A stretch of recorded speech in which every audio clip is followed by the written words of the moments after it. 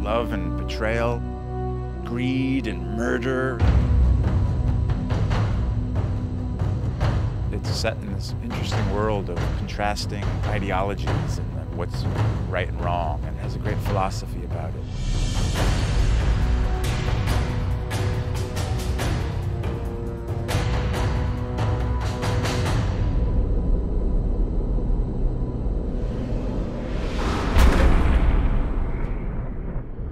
Game of Thrones is about power struggles in a fantasy kingdom called Westeros, and it's about the struggle for the Iron Throne, which is the seat of power in this kingdom. There's a war coming, Ned.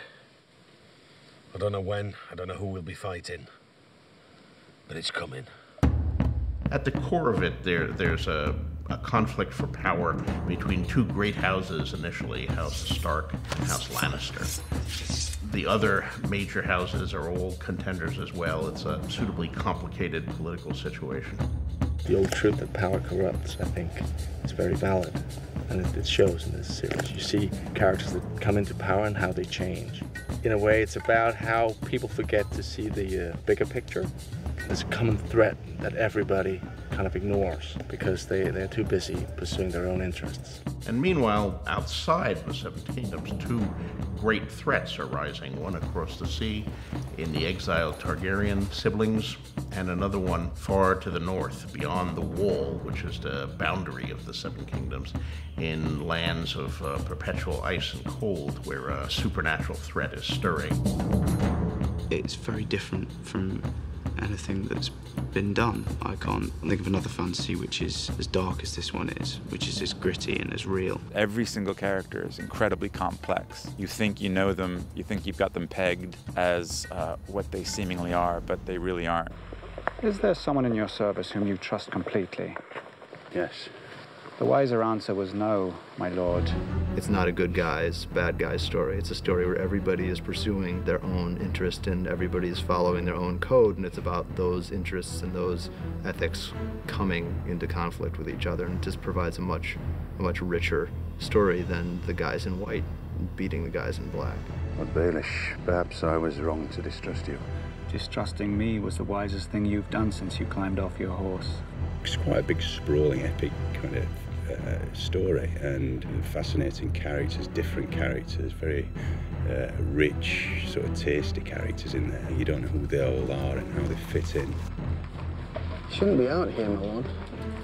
There's no telling who has eyes where. Let them look. So I've found it's very dense and it's very multi-layered. I think that's what I find quite intriguing and quite fascinating about this thing.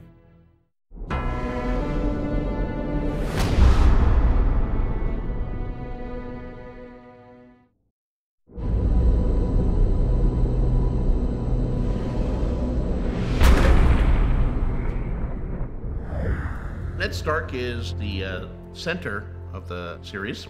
He's very realistic, quite a pragmatic character. This is fine work. It's not for sale. His lordship wants the helmet. I made it for me. Forgive him, my lord. There's nothing to forgive. He's principled, he has values, and above all, he's very loyal, you know, and that's something that he demonstrates on many occasions. You helped me win the Iron Throne, now help me keep the thing. We were meant to rule together. Ned is the Lord of Winterfell, and he's married to Catelyn Tully. Together they have a number of children. 17 years ago, you rode off with Robert Baratheon. You came back a year later with another woman's son. Jon Snow, he's of an age with Robb, the eldest son, and they're closest brothers. I would say Jon Snow is a young hero in a lot of ways. Well, Lord Snow, it appears you're the least useless person here. Personally, I think there's a hell of a lot of inner turmoil if he's fighting between his ambition to be someone and to make a mark on things. I'm ready.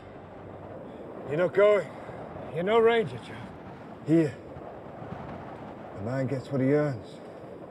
When he earns it. His ambition can and does make him do quite extreme things. The Lannisters are the Queen's family. Robert Baratheon, the king, who wed the daughter of another Grace house, Cersei Lannister.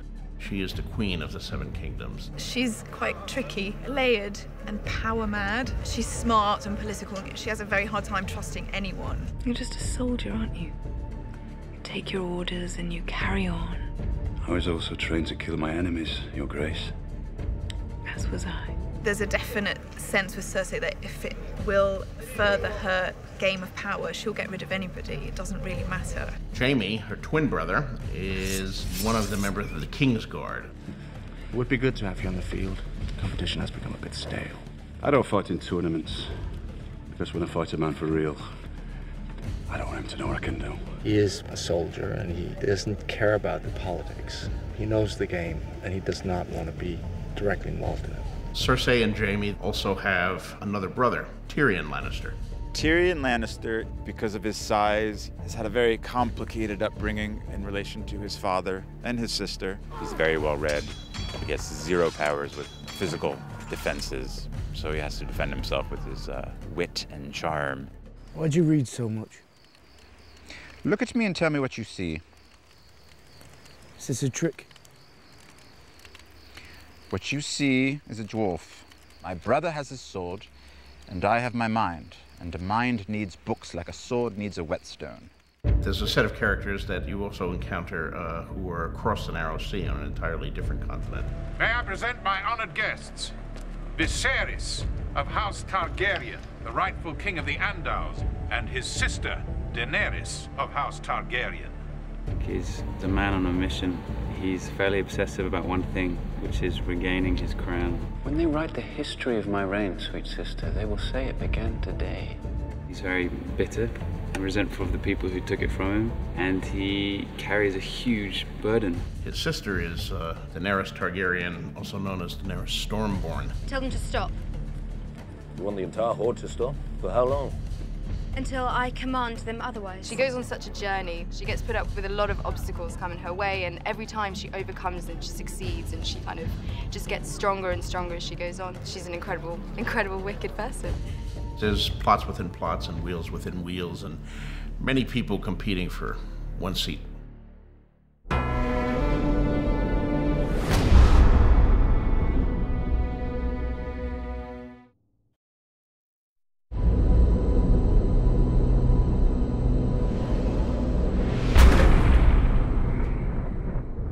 Going into this, it's always been something very important to us. That things never look fake. For us, it's more about creating this world and making it an authentic and believable world, but it's not our world. We were lucky enough to have the help of a tremendously gifted art department.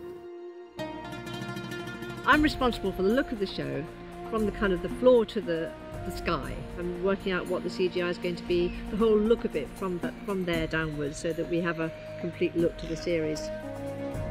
You've got to create a world from scratch that feels like you're in a different time and different place. So it's creating different environments that work, that feel real but don't feel like, you know, either contemporary or known periods. That's the main thing.